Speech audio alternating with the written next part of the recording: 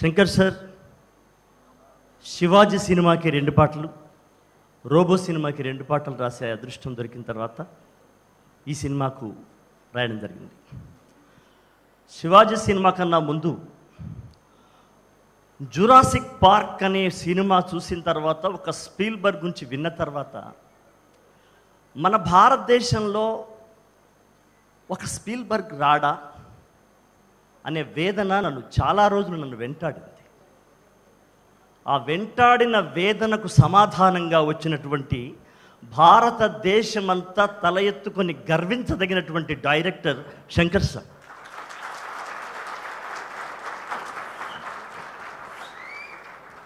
ఏ సినిమాలు చూసినా, ఆయన మొదటి నుండి ఇప్పటిదాకా సినిమాలు చూసినా కూడా ఒక సినిమాకు సంబంధం లేనటువంటి సినిమా. ఒక సినిమాలో, సినిమాలో విక్రమ్ లాంటి ఒక మహాద్భుతమైన నటుణ్ణి ఒక అందమైనటువంటి నలకూబరుడిగా, ఒక వికారమైనటువంటి అష్టావక్రుడిగా,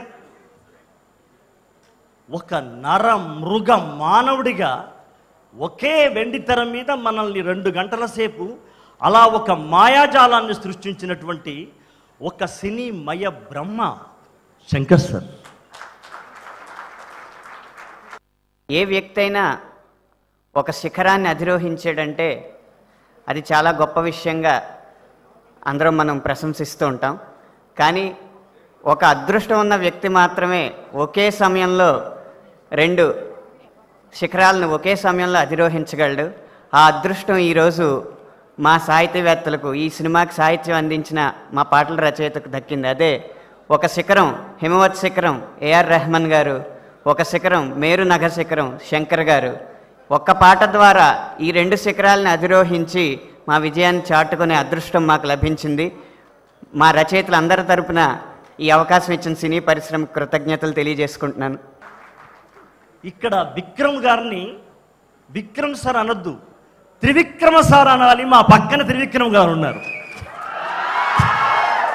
ఎందుకు త్రివిక్రముడు అనాలి అంటే, నలకూబరుడిగా, అష్టావక్రుడిగా, ఆ నర మృగంలాగా 3 రకాలుగా త్రిముఖంగా నటించినటువంటి త్రివిక్రమలా అనిపిస్తుంది.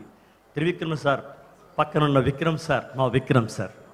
నాకు అదృష్టం ఏంటంటే, విక్రమ్ సార్ శివపుత్రుడికి జాతీయ అవార్డు అందుకున్నటువంటి సమయంలోనే నేను లిరిక్ రైటర్గా ఠాగూర్ సినిమాకి ఒకేసారి 2 జాతీయ అవార్డు అందుకున్నటువంటి అదృష్టం మాకు దక్కింది.